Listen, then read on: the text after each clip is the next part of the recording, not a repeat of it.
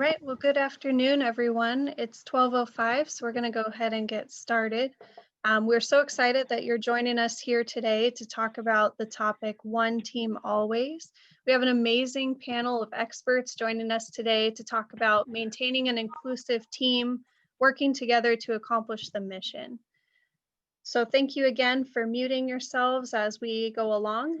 Please feel free to interact with us through the chat. You can ask questions at any point, and I know some of our speakers will also be asking you questions that you can respond to in the chat as well.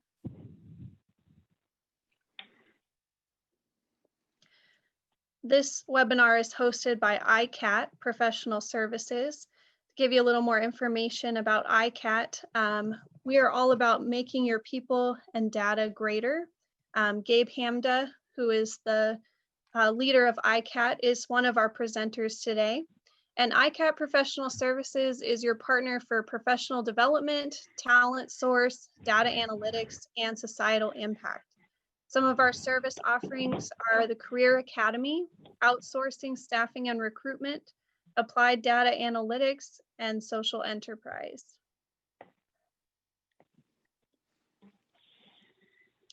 I also want to make you aware right here at the beginning that just like we have today, next month we have another exciting webinar, which will be covering data analytics insights. So the idea of telling a story from organizational data. Please mark your calendars for Thursday, January 21st, and it will also be at noon Eastern time. We also encourage you to always tell us what you thought of the webinar. You can reach out with your name and email address if you need webinar resources. These are recorded, so we're happy to share those with you. And again, we always encourage you to include your name, your full name first and last, as well as where you're joining us from in the group chat so that we know you were here today.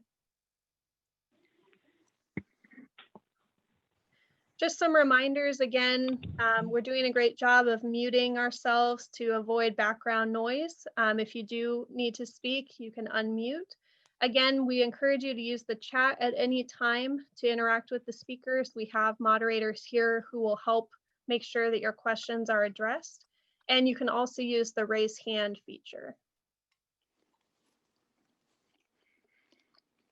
And with that, this is Kimberly Leonard, passing it over to my friend from Colorado, Jonathan. Thanks, Kimberly. Hello, everyone. Welcome. I'm glad you're with us. As indicated, we have a packed webinar for you today, and you can see here on the screen the lineup of people who are going to share their thoughts and perspectives on this whole idea of one team always and what that kind of looks like. So we are going to be looking at the DNA of a high-performing team. We're going to explore the idea of appreciative inquiry. And we're going to also look at the use of e-learning for regulatory compliance, and that's going to help ensure organizational integrity. We'll then switch over to looking at diversity and inclusion awareness, a very key piece to keeping a team engaged. And I will round things up with looking at coaching and advisory services, where we look at how we can foster individual and organizational agility. So again, buckle up for a lot of good content, and with that, I am going to pass it over to my friend Gabe Hamda, who's going to give us an introduction on the whole idea of one team always. Gabe? Yes. Jonathan, thank you so much for that introduction, and I also want to acknowledge Tiffany Luna, who is in the background, our host, technical moderator. We are here because of her hard, fast, smart work. I just want to thank her. So if you can just kind of shout out to her, appreciate her and everyone who is here. So the one team always concept is a service ICAT wants to provide to organizations with a mission, with a high mission, whether it's public health, whether it is public safety or national security, whatever, some high, highly, very important mission. So it's kind of how to use a team of talents to achieve a mission. So if you can just go to the next slide. Tiffany? Okay. overview of the one team always. So in this, if you can just look at every one of these as an integrated ICAS service we can provide for a mission critical organization for them to be successful.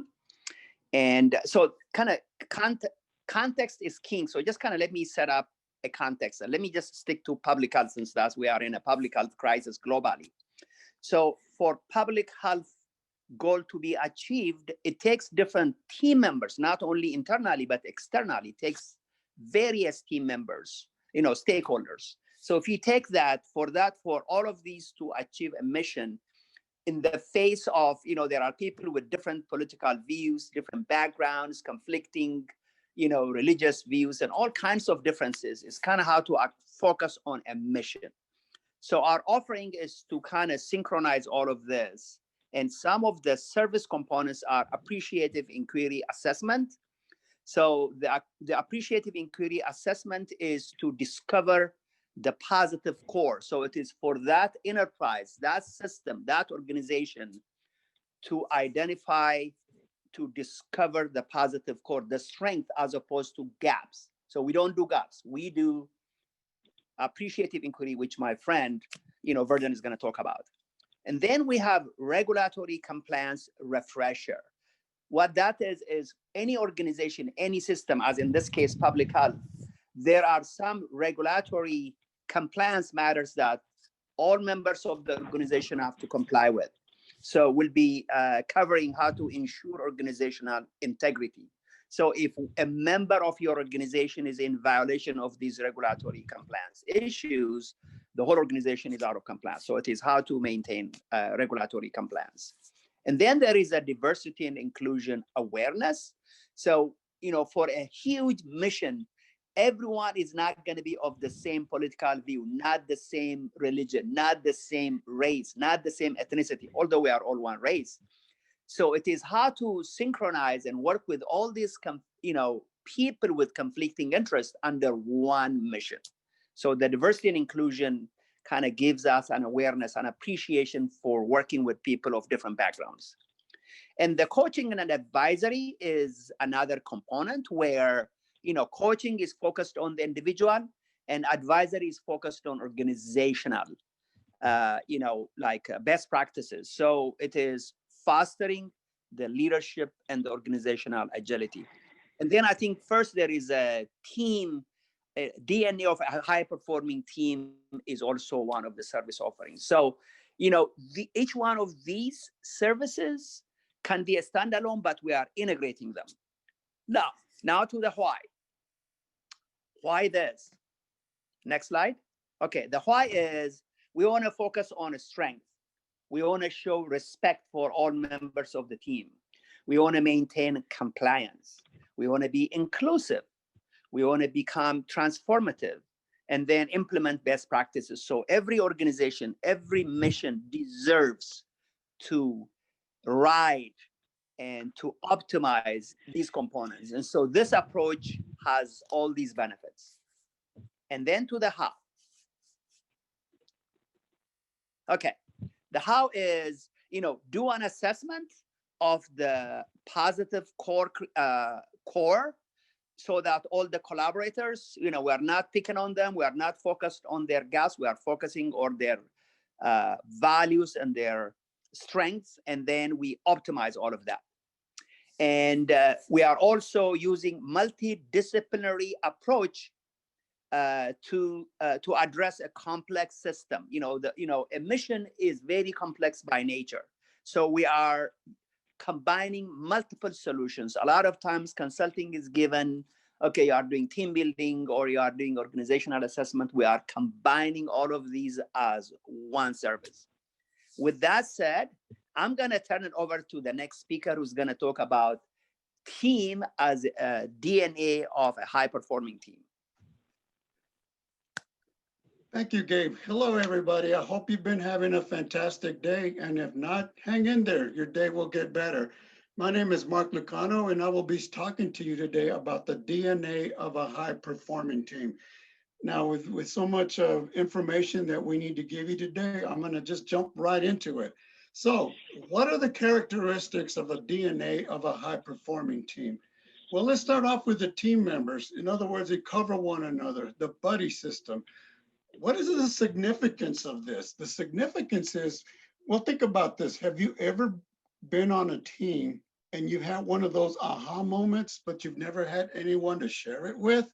That can be frustrating because you may not share that idea because you may forget about it or because you may not think it's important. So with a buddy, you would feel comfortable going to that individual and sharing that idea. And that brings accountability to the team in the sense that you're sharing what comes to you, you're sharing to your team members what comes to you. And those are the things that would help the team move forward towards an objective that the mission that the team is trying to accomplish for the mission.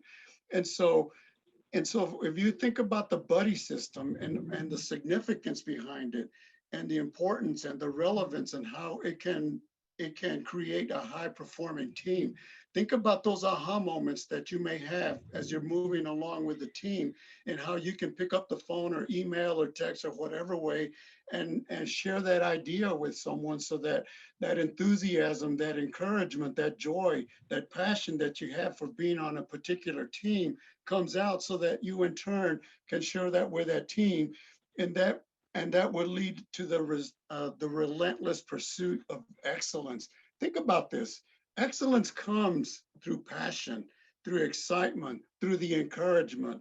And that's something that we can all bring to the table, no matter what your level of experience is, no matter what the level of the experience of others. When you have a buddy system, when you have that passion, when you have that excitement, you can't help but bring that excellence that the team needs to be able to move forward and accomplish the goals that the team has been tasked to do. And that brings us to the transparency part of it. The transparency in the sense of we're open with one another, that we share our ideas, that we are in it for the long haul, that we're able to work with the team, that we're able to continue to pursue excellence, that our goal is to accomplish that mission that the team has been tasked to do. So what are the characteristics here that would really help us bring all this into fruition? The buddy system, the accountability, the relentless pursuit of excellence, transparency, but most of all, self-awareness. In other words, being honest with self. That is so critical, ladies and gentlemen, because we have to understand where our strengths lie, what our values are, uh, what it is that drives us, what excites us. And we also have to understand that not everyone will share that same level of values and morals and so on and so forth. And so we have to be honest with ourselves in the sense of how are we going to react to these things? How are we going to be accountable? How are we going to be transparent about this? And it all points back to the buddy system and where you can share your ideas and share your thoughts, and maybe your buddy will have that information that you need to help you get through whatever it is you may be struggling with. So, have you ever been on a team and where you struggled because maybe you didn't necessarily agree with the way people thought about a process, or maybe it went against your values or so on and so forth? Think about a time where you may have been on a team, or you may be on a team right now where that may be a factor. So if you're struggling with that right now, or just having having questions about it, find a buddy that's on your team and work with them so that you can do all these other things that we've been talking about. Next slide, please. So why should I invest in a high performance team? Integrity, we just talked about that. We talked about being honest with yourself and how you're going to communicate with people and how you're going to perceive people without being judgmental, because the way we see ourselves is the way we're going to see the team. So you want to think positively. You want to be energetic. You want to have that enthusiasm. You want to have that passion, because that will carry over to the team. It only takes one person to get that energy going. So that may as well be you. Don't look for it in someone else. You drive that passion. And that's where your integrity would come in. Why? Because it gives you pride of ownership. It gives you like you're doing something bigger than yourself, that you're part of a culture, that you're part of a team that's taking you places, that you're making a difference in society, that you're making a difference in the organization, and you're just making a difference in the lives of others. And so the way we accomplish that is through open communication. You want to have that open communication. You want to be honest with yourself. You want to be able to assess the situation you're in, and you want to be able to work with others, because that leads to the execution of excellence. And that's the bottom line. No matter what we do as a team, excellence, the pursuit of excellence and the execution of excellence is what's going to make a high performing team. And the result is that it adds to the bottom line. It adds to the mission at hand. It adds to the goal that you're trying to accomplish. And most importantly, harmony among the team. And that includes working through the conflicts that you're going to have. Conflict, if it's handled constructively, is a good thing for a team, because you talk out your issues, you talk out whatever differences you may have, and it's because you want to accomplish the bottom line. You want to get past those conflicts, but you have to do that in a constructive way, because if you handle conflict within a team in a destructive way, all that will do is destroy a team, and it will impact what it is that you've been set out to do as a team.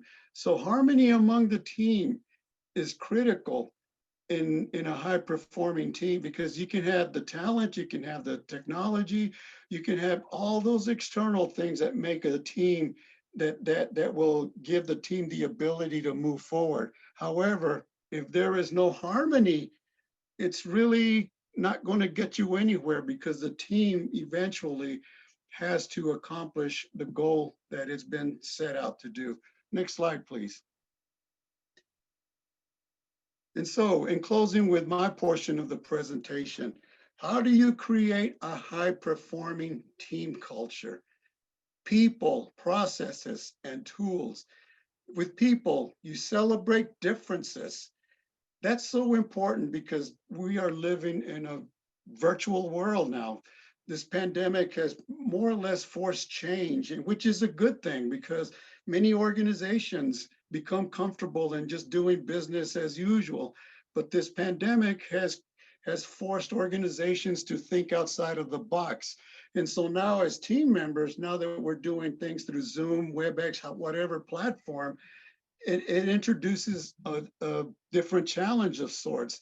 But you can still have that high performing team when you celebrate differences, when you recognize that you're working from people from all over the world, and that their values are going to be different than what we have here in the West, and so on and so forth. So celebrating differences is so key, because people need to have respect for one another and appreciate wherever they may be from. The processes dynamically focus on the missions on the team. Again, we need to focus on what it is that the team has been called to do. And then the tools. We have to have the proper resources so that we can accomplish the mission that's relative to the team's mission. And it must be sustainable and easy to use. In other words, people should be able to understand whatever resources they have at hand. And if they don't, then it's up to us to teach them, to coach them through it. And that's where the buddy system can really be a big help. And then it interacts well with all the systems. In other words, a team has to be able to use the resources that it's been given to accomplish its goal effectively by the use of this system. So with that, I conclude my presentation. I want to thank Gabe for inviting me to do this today. And if there's any questions, please put them through the chat box. Mark, thank you so much. I appreciate the idea of seeing team members as buddies. I think that's a good perspective to hold on the people you work with in trying to accomplish the mission. So thank you so much. And with that, we are going to hand off to our next presenter. And so with that, I'd like to introduce you to Verdon Woods. Verdon, take it away.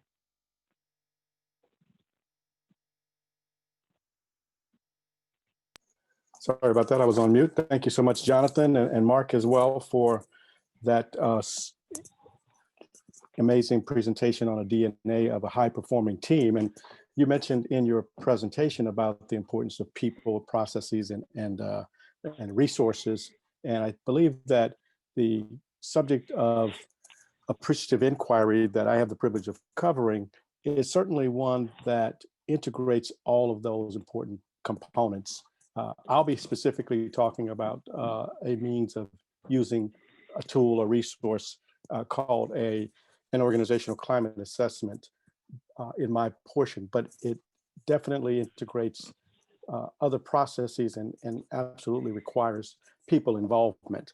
Before I go into my presentation, I want to give a quick background. I personally have over 40 years of experience in training and organization and people development, all of which I have a great passion for.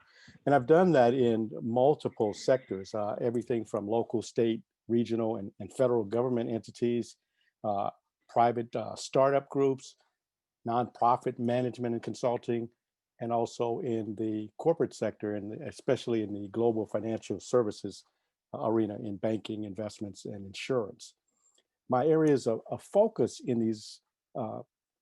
this consulting work have been in strategic planning, and this is where this particular topic comes into play, but also involved with culture transformation and change management, leadership development, and instructional systems design. And ironically, I was introduced to this whole concept of appreciative inquiry by my esteemed friend and buddy, and a friend to most of you who are on this call, Dr. Gabe Hamda.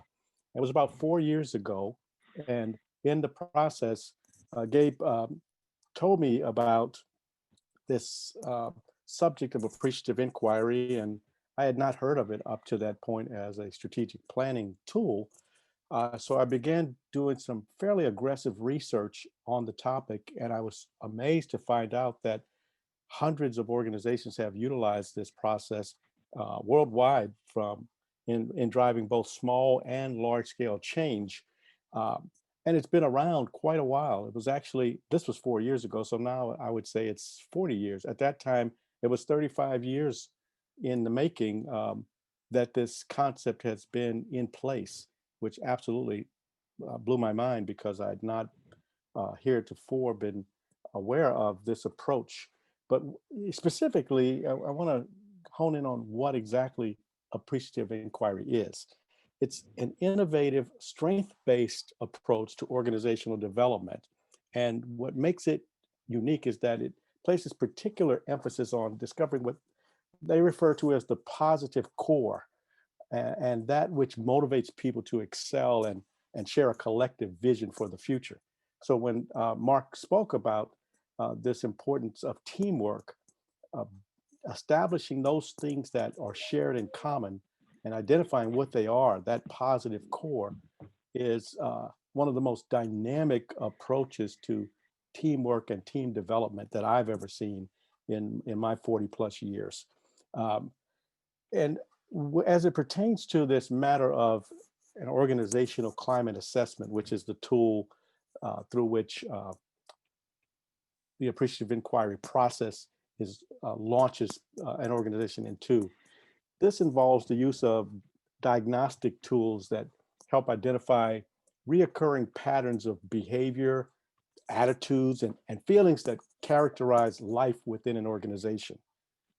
At the heart of the appreciative inquiry process is what's known as the appreciative interview.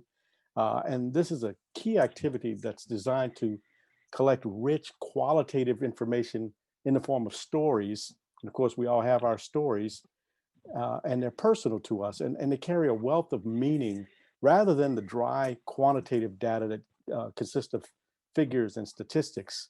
And the aim of this is to discover the forces that actually give life to an organization. So if you all can still hear me, I'm proceeding, but one of the things about these amazing tools that we all work with online and webinars is that invariably you have what we just experienced, some kind of technical difficulty. So we're good.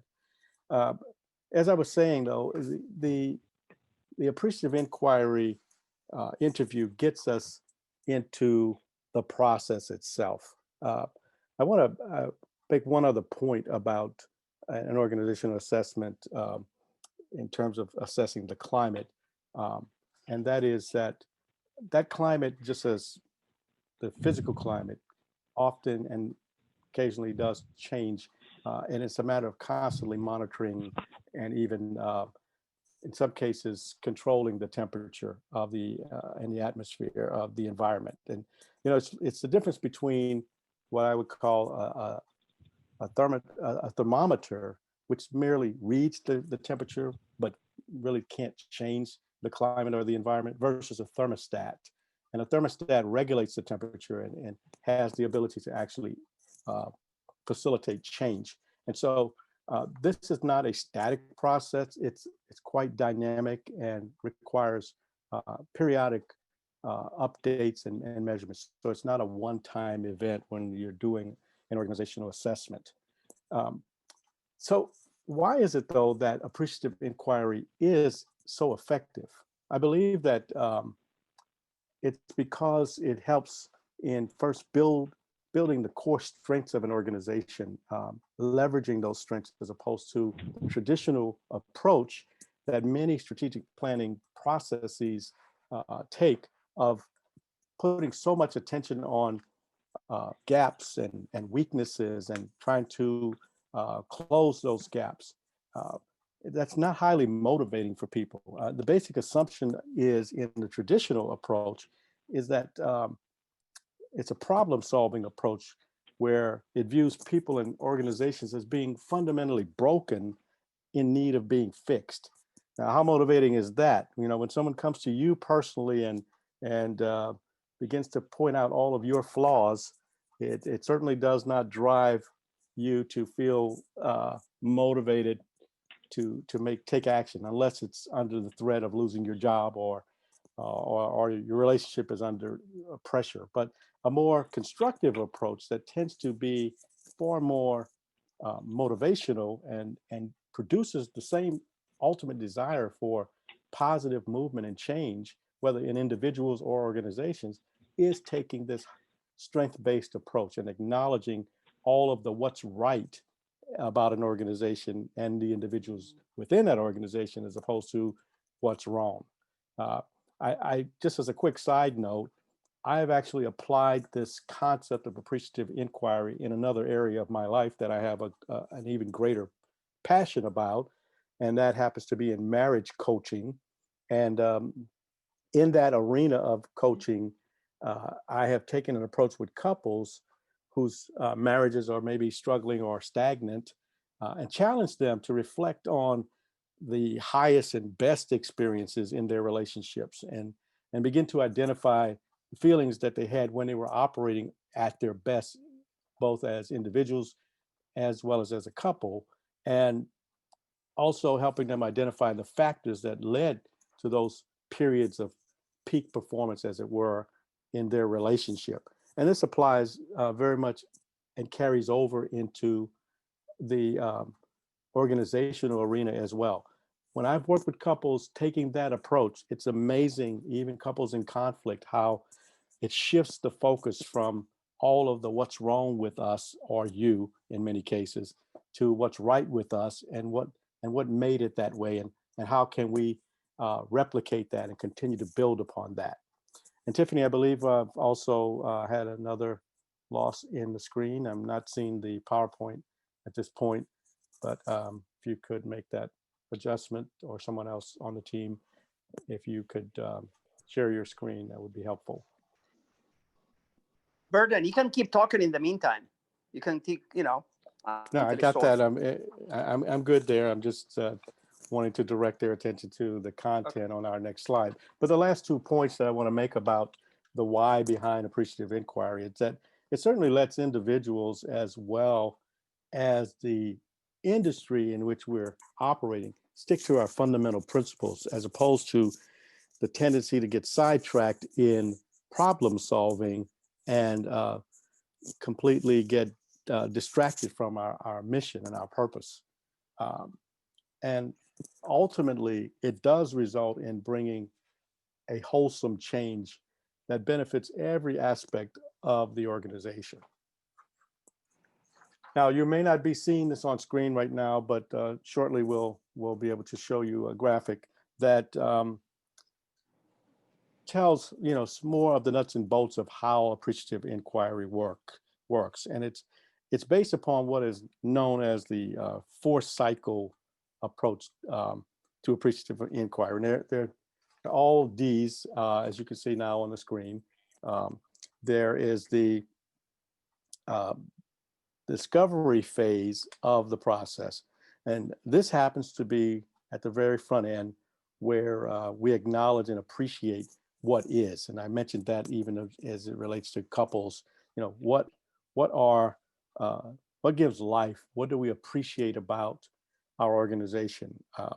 And in the process of doing that, again, the goal being to identify that positive core, we end up identifying what is referred to as root causes of success. So often there's the, again, problem-solving approach in traditional strategic planning that looks for the root causes of failure. Well, it's a whole different element when you begin to look at what has caused us to excel as individuals and collectively. What are those values that we collectively share? And organizationally, what are our greatest assets, capacities, capabilities, resources, and strengths? And it moves on from there to the dream phase. Okay, so that's what is, but what might be? What do we envision the results, or imagine and appreciate the what will be, or what can be? There's a famous quote by Robert F. Kennedy that says that some people, focus on things as they are and ask the question why. I focus on life as it could be and say why not. So the why not, the what can be, and then we move on to the more tangible aspects of the design phase, where we're deciding what should be, and how can we move from the reality to the ideal position that we have envisioned or imagined. And last but not least is the delivery phase, and that's how we create or build ways to achieve the dream and apply the strategies to practice with a hope and a focus on sustained change, not just temporary short-term change.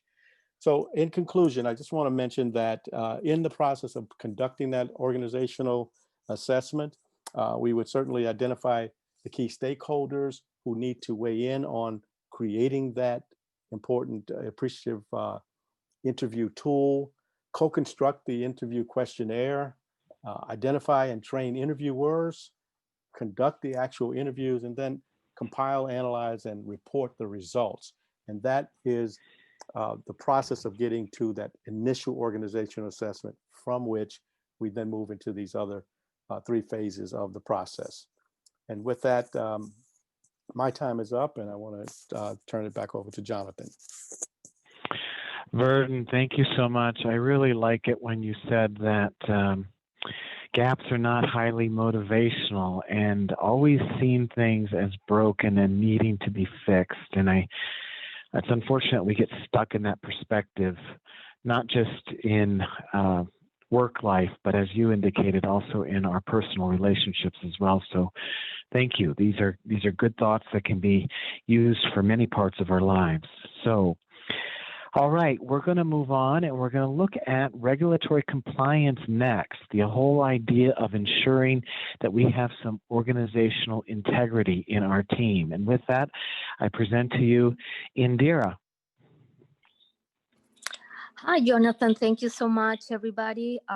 I'm going to be, as Jonathan said, I'm going to be talking about the regulatory compliance and how to ensure organizational integrity. You can change the slide, please.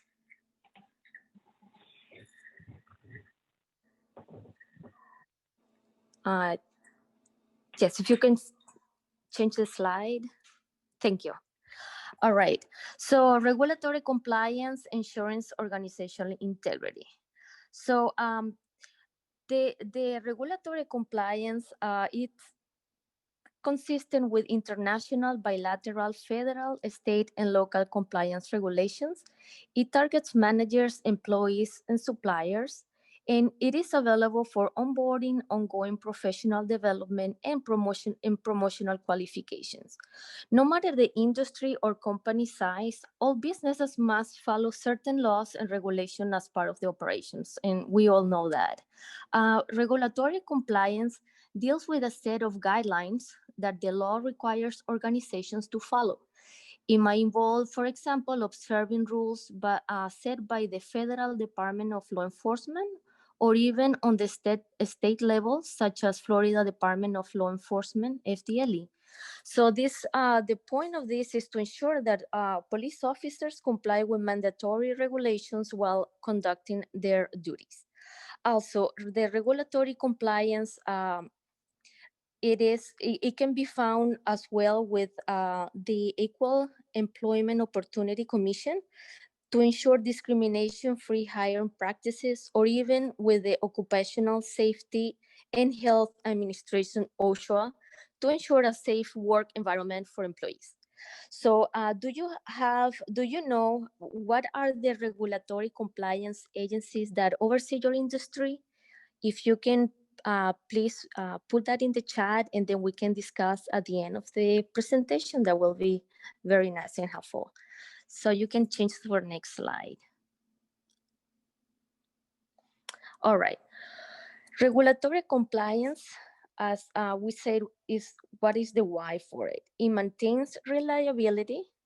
A compliant culture is a win-win-win, which is wins for your organization, win for your community, and it wins for the user. It also eliminates costly lawsuits, low morale, increases public trust, eliminate defunding, or even bankruptcy.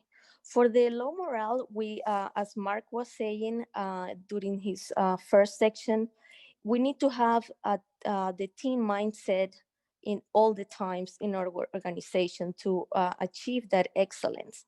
So having an organization that is enthusiastic and everybody works as a team, it always gonna give us a result of the best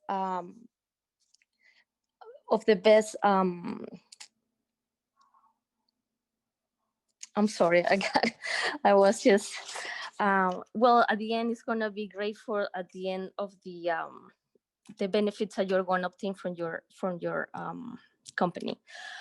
Next slide.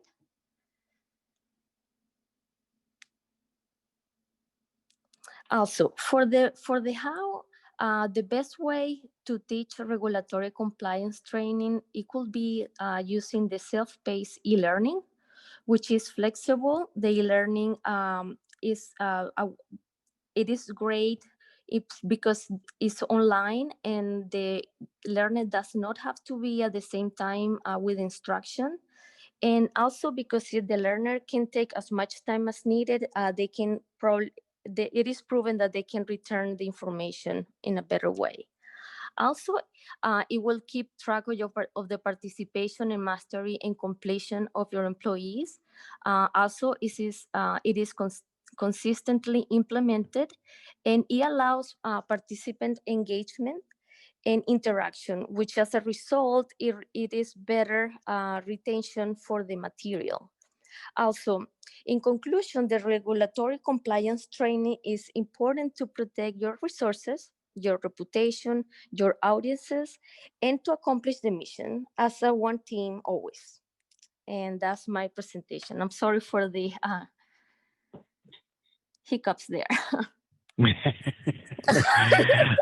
No worries. That just makes you human. So thank you, Indira. I really appreciate it. Okay. All right, thank you. All right. All right. So thank you. And we're going to move on here and we're going to ask Melanie to talk about diversity and inclusion awareness. And through that, you can create an engaging environment for your team. So Melanie, take it away. Thank you, Jonathan, and welcome everyone. I'm glad to be back with the panelists and welcome to our participants.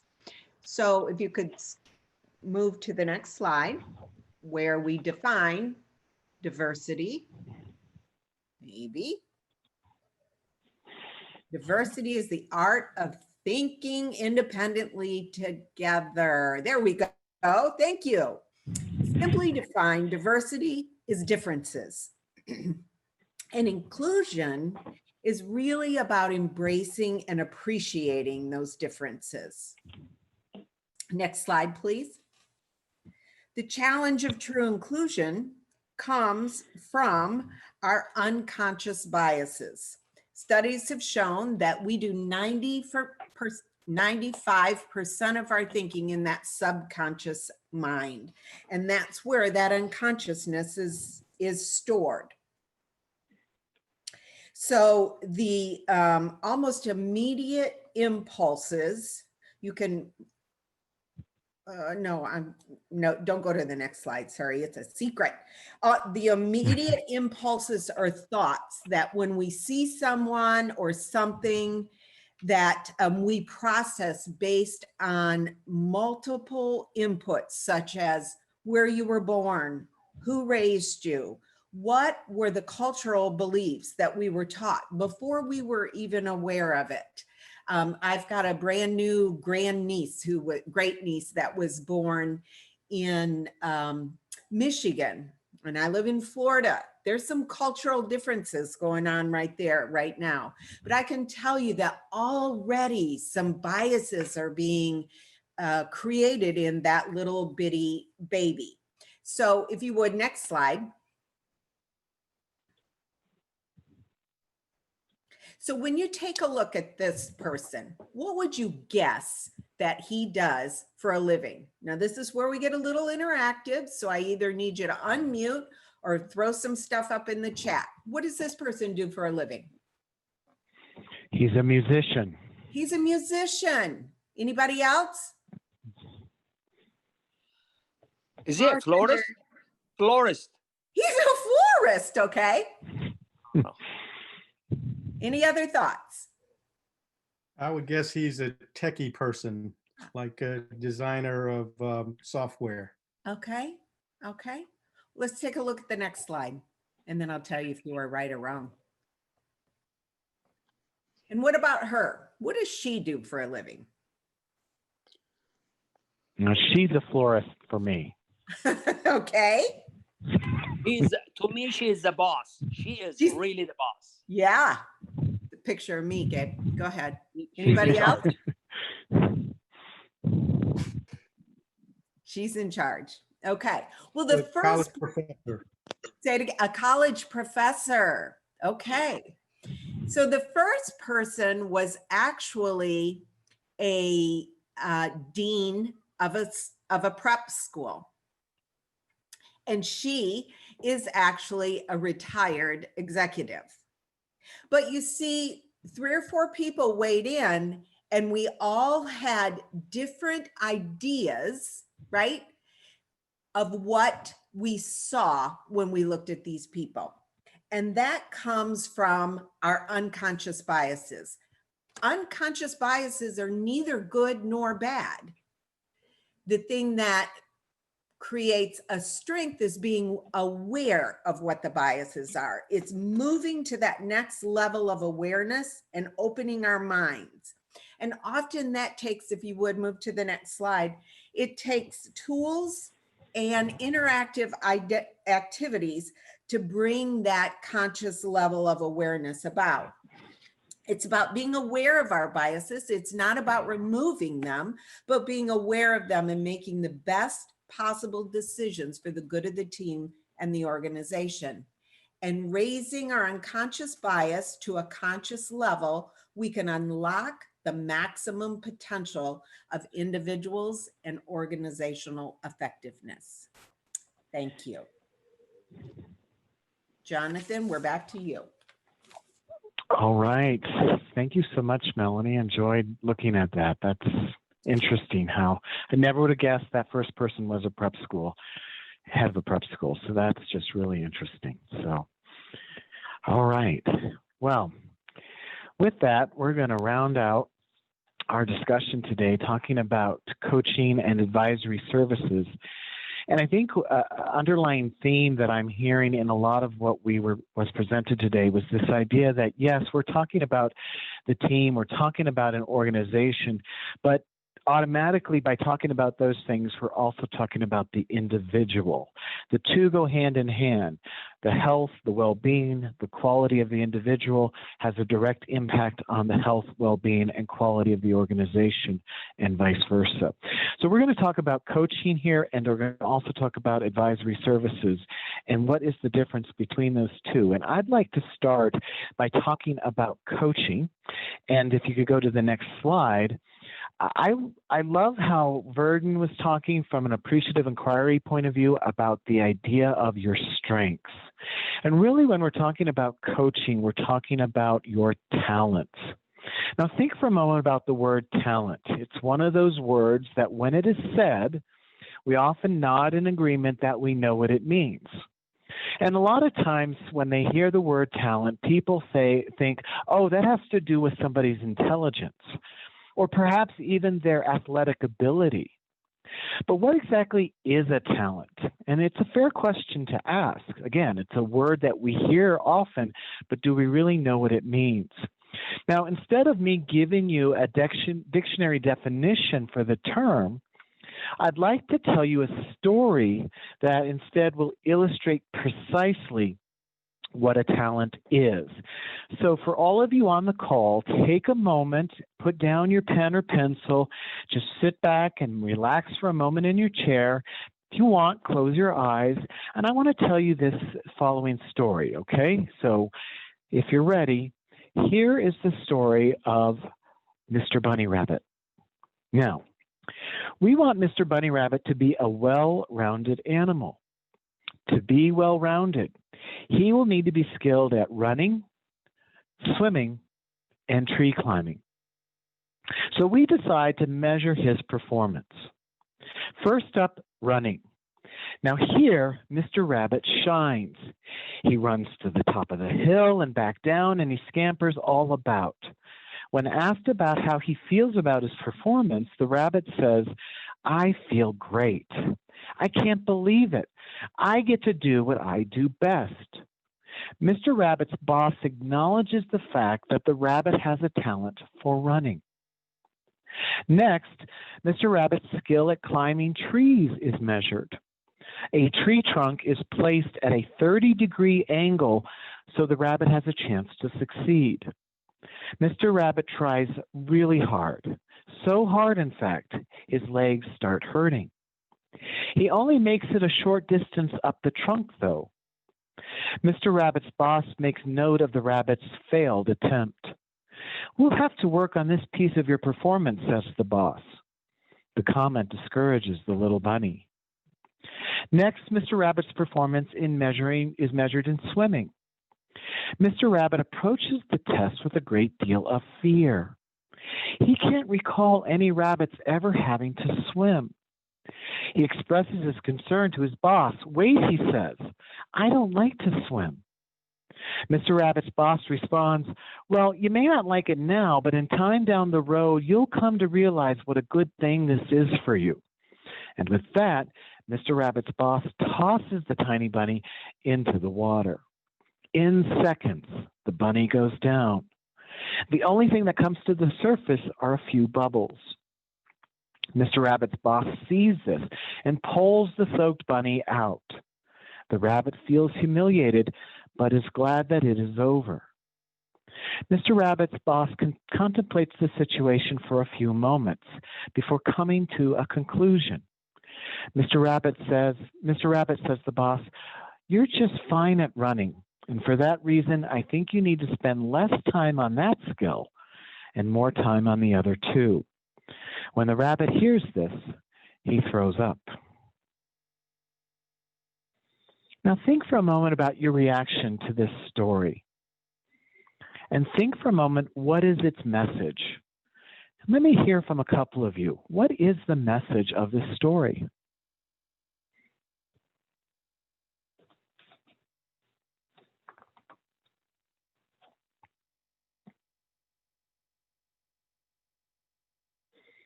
Well, I gave you a clue when I told you that this is going to be a story about what a talent is. And if you think about it, think of a talent as how you are hardwired, what comes natural to you. Strictly speaking, a talent can be looked at as a recurring pattern of thought, feelings, or behavior that makes you good at what you do. So like the rabbit in this story, all animals possess an innate talents or physical abilities that help to make them unique and help them to survive and thrive. Well, guess what? People are no different. Albert Einstein once said, everyone is a genius. But if you judge a fish by its ability to climb a tree, it will live its whole life believing that it's stupid. When we expect a rabbit to climb a tree or to swim, I think we can all agree that we would be setting this creature up for failure. The same is true of people. If you don't let people work in the areas of their talents, they won't perform very well. They will struggle. But if you do let people operate in the area of their talents, the results they can produce are significant. Next slide.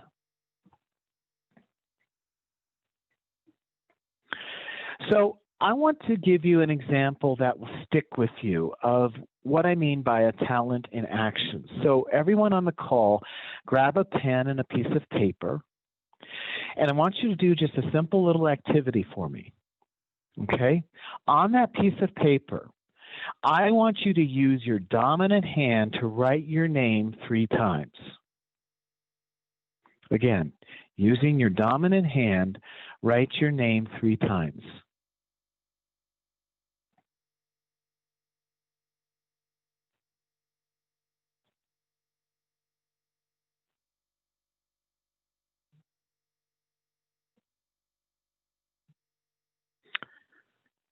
Okay, and when you're done, I want you to take the pen and I want you to move it to your non-dominant hand. And I'd like you to do is to write your name 3 times again using your non-dominant hand.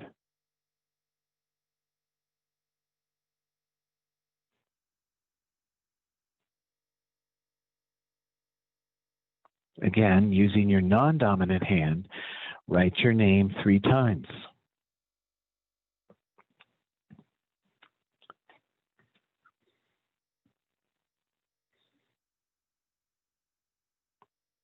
Okay, so let's go back to your dominant hand. What was it like to write with your dominant hand? Easy and fast. Easy and fast?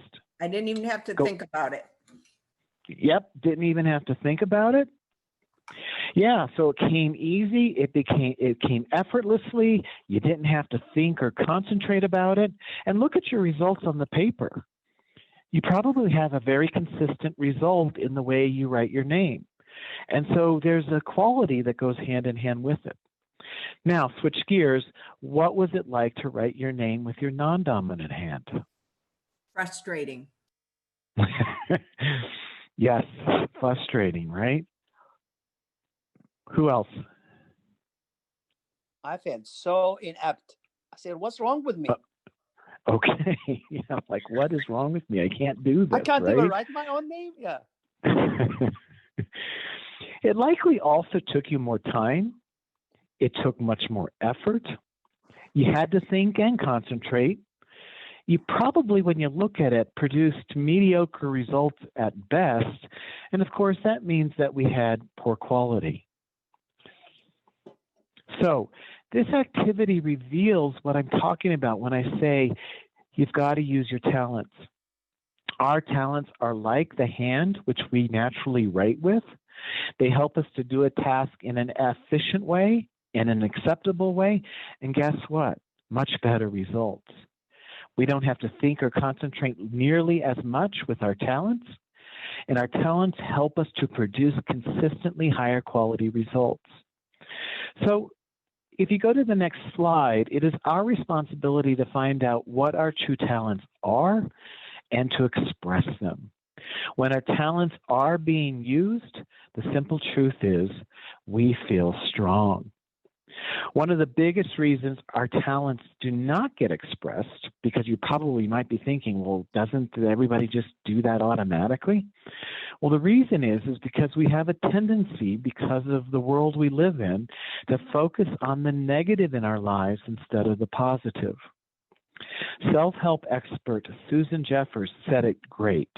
She said, we have been taught to believe that negative equals realistic and positive equals unrealistic.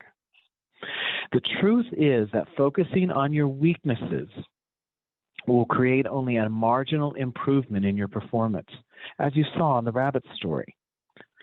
But when it comes to our talents, and if we focus on them, we can make huge growth and have incredible experiences. And that's because, as we saw in that activity, talents make results come more easily and naturally for us. So those people who focus on their talents will feel more satisfied with their contributions and their values.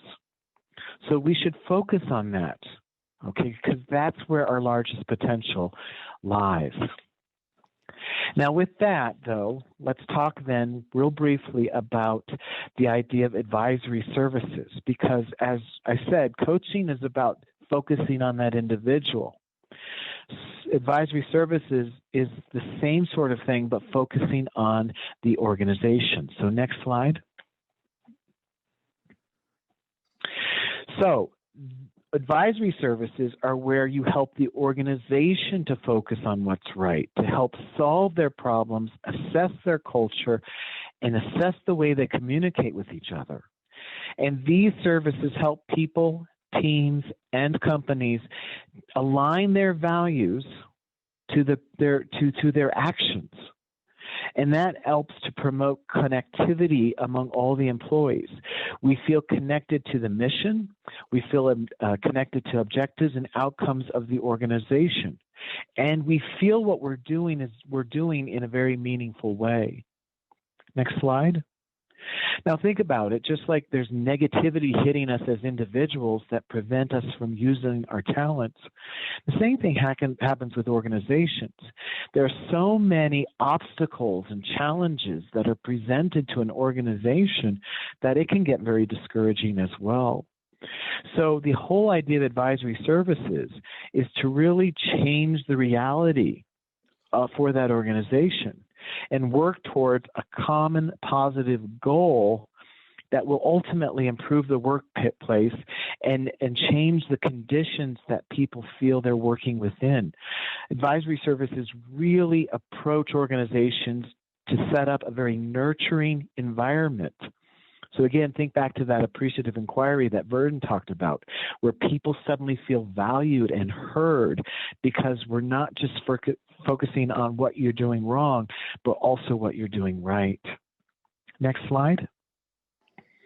So conclusion, think about the idea of organizations having capabilities and strengths to problem solve, to lead, to make decisions, to have successful change management, and to validate the leadership and management within those organizations to ensure that communication around the mission, its values, are clear, consistent, and thorough. And finally, to determine the pace of change so that the results are the most optimal for an organization. And with that, I'm going to turn it back to our moderator, Kimberly, and thank all of our panelists for their wonderful presentations today around One Team Always. Kimberly? Thank you, Jonathan. amazing insights you all have provided. I know I learned some new things and was inspired by what you said, Jonathan, about really celebrating our talents and focusing on the positive when we want to grow. So thank you, everyone. Just a reminder for you all, the next webinar we are offering in this series is on January 21st at noon. It's called Data Analytics Insights, Telling a Story from Organizational Data. So again, we would love to hear from you. Please tell us what you thought of today's webinar. Reach out to us with your name and email address, and we have the recording of this will be made available to you shortly. Again, Kimberly, can I just jump in right there and say, hey, I sent a chat to everyone, in our next newsletter, maybe sooner than later, we're going to send out the recordings of this and previous webinars. So that's the good news. That will be your Christmas gift so that you can watch all the wonderful webinar presentations we did in the past. Wonderful. Thanks, Gabe. So again, we just want to thank you for being here from ICAT Professional Services. We provide services for professional development, talent source, data analytics, and societal impact. Our offerings include Career Academy, outsourcing, staffing and recruitment, applied data analytics, and social enterprise. Check it out on icat.net. And with that, I just want to thank you all for being here today. Wish you happy holidays and enjoy the rest of your day.